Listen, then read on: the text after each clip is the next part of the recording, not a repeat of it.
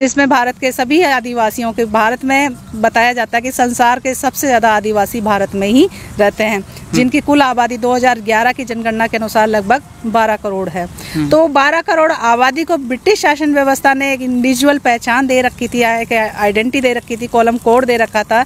लेकिन स्वतंत्र भारत ने उस पहचान को एसटी के रूप में अनुसूचित करके हमें पहचान दी गई 1950 में। लेकिन 1961 में वो कॉलम हटा दिया गया, अन्य का कॉलम जोड़ा गया। लेकिन अब सुनने में आ रहा है कि अन्य का कॉलम भी हटा दिया गया। तो हम इस देश के मालिक हैं, मूल बाशिंदे हैं, देश है, प्रथम नागरिक हैं, तो उनको भी अपनी पहचान दर्ज करने का हक है, क्योंकि संविधान में धर्मनिरपेक्ष राज्य की स्थापना की गई है और सभी धर्मों को समान महत्व दिया गया। और आदिवासी एक ऐसी कौम है, ऐसा समाज है, ऐसा कबीला है, वो हर व्यक्ति को, हर चीज़ को समान महत्व देता है, चाहे प्रकृति हो या जीव जंतु हो या पत्थर पहाड़ हो, जंगल नदियाँ हो, हर वस्तु को, हर इंसान को, हर जानवर को समान महत्व देता है। तो उन्होंने सब धर्मों को भी समान महत्व दिया है। आपने उठा के देख लीजिए उदाहरण, आदिवासी ने कभी किसी धर्म का विरोध नहीं किया हो, चाहे मंदिर हो, चाहे मस्जिद हो, चाहे गिरजे हो, चाहे चर्च हो, चाहे गुरुद्वारे हो। लेकिन आदिवासी आज अपनी पहचान के लिए कॉलम कोड मांग रहा है, तो आदिवासियों का विरोध क्यों हो रहा है? क्यों आरएसएस और बीजेपी और ये इतने शक्तिवाहिनी या धर्म संगठन क्यों विरोध में आ रहे हैं? क्यों मोहन भागवत बोल रहे हैं कि आदिवासियों को अपना धर्म कोड हिंदू लिखना चाहिए? क्यों योगी सरकार कहती है कि सभी मूल निवासी को हिंदू में ही डालना चाहिए? क्यों मतलब आरएसएस और बीजेपी इस तरीके के हथकंडे अपना रही है कि आदिवासियों का धर्मांतरण किया जाना चाहिए? तो मैं उन सरकार को भी कहना चाहूँगी कि हम आदिवासी हैं, हम अपनी मूल अवस्था में आज भी हैं। हजारों सालों में आपने हमारा धर्मांतरण किया, बहुत सारी चीज़ें बदली है, लेकिन आज भी हम अपनी मूल पहचान के साथ जीवित है, हमारा स्वाभिमान जीवित है। और ये ऐतिहासिक अवशेष इसकी गवाही दे रहे हैं। जगह जगह किले हैं, बावड़ियाँ हैं, महल है, कोर्ट है, सब जगह राज व्यवस्थाएँ थी। गोंडवाना में गोंडों का राज था, तो मत्स्य राज में मीणों का राज था, बिलिस्तान में भीलों का राज था, नॉर्थ ईस्ट में जाएंगे तो वहाँ के आदिवासियों के कबीलों का राज था।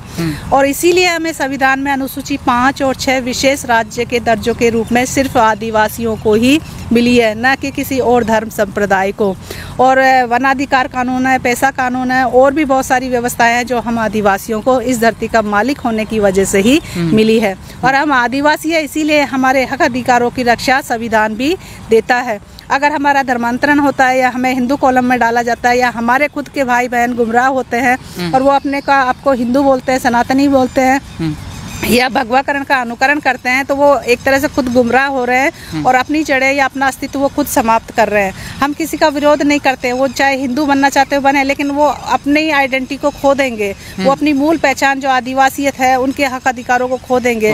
उनके जो अधिकार है शिक्षा में, राजनीति में, या रोजगार में, या जमीन जायदाद, जंगल को बचाने में, वो सारे अधिकार उनसे छीन लिए जाएंगे। क्योंकि सरकार खुद कहेगी कि आप अपने आप को आदिवासी खुद नहीं मानते हैं और आप अपने आप को हिंदू मानते हैं, तो हिंदू होने के नाते आपको ऐसे कोई अधिकार नहीं मिलते हैं। जो जैसे देश जिस धारा पे चल रहा है, एक के राष्ट्र, एक भाषा और एक धर्म की थीम पे, तो वो एक धर्म होने का मतलब है हमारा अस्तित्व समाप्त करना। तो हम नहीं चाहते कि ये देश का मूल मालिक जो इस देश को बनाया है, व्यवस्था किया है, बताया जाता है संविधान में देश का जब निर्माण हुआ था तो सबसे ज़्यादा आदिवासी रियासतें उसमें शामिल हुई थी। इसमें बताते हैं कि 70% भूमि हम आदिवासियों की है, जो देश भर के आदिवासी है उनके राज कबीलों की, राजवंशों की भूमि है। तो हम अपनी पहचान के साथ एक स्थायी कॉलम कोड की मांग कर रहे हैं, ताकि हमारी अपनी पहचान और आने वाली पीढ़ियों की आदिवासियत की जो पहचान है, हमारे पुरखों के जो संघर्ष थे, जो बलिदान थे, उन्होंने जो मतलब इतने कठिन परिश्रम से हमारी पहचान को स्थापित करके हमें आदिवासी के रूप में दर्ज करवाया था या एसटी के रूप में दर्ज करवाया था, उस पहचान को हम आदिवासियत के रूप में, कॉलम कोड के रूप में सरकार से लेना चाहते हैं, ताकि हमारी पहचान स्थायी हो सके। क्योंकि संविधान में जो एसटी अनुसूचित किया गया है वो स्थायी नहीं है, वो कभी भी बदला जा सकता है। ऐसे बहुत सारे उदाहरण देखने को मिले कि कई जनजातियों को एसटी से बाहर निकाला गया। ऐसा छत्तीसगढ़ में भी सुनने में आया, वहाँ 3 जनजातियाँ थी जिनको एसटी सूची से बाहर निकाला गया। नाम अभी मुझे पता नहीं है, जब पता होगा तो मैं बताऊंगी।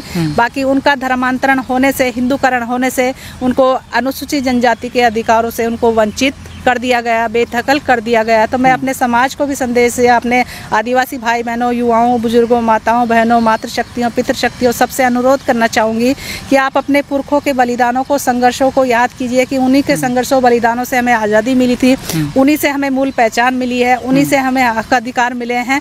तो वो ही हमारे देवी देवता के रूप में आज भी पूजे जाते हैं, चाहे वो पेंट थाना हो, चाहे हमारे मीणा समाज में जैसे ऊत पितर भूमिया के स्थान हो, या देवी के कुल देवी देवताओं के स्थान हो। आज ये जो सिंबल आप देख रहे हैं, ये सिंबल हमारे मीणा समुदाय में भी ये मातृशक्तियों के रूप में पूजा जाता है। और इसमें आप देख सकते हैं, इसमें जो वेशभूषा है वो आज गोंड उरांव में आज भी वैसे की वैसे ही है। वो छत्तीसगढ़ देख लीजिए, आप MP देख लीजिए, या झारखंड देख लीजिए, वहाँ पर महिलाएं मातृशक्तियाँ ऐसी ही वेशभूषा में थी। ये साथ ही क्यों है? ये 7 मातृशक्तियों के रूप में है। मतलब आदिवासियों में मातृसत्तात्मक व्यवस्था होती है, तो वो मातृशक्तियों को ही वर्चस्व देते हैं, या उन्हीं का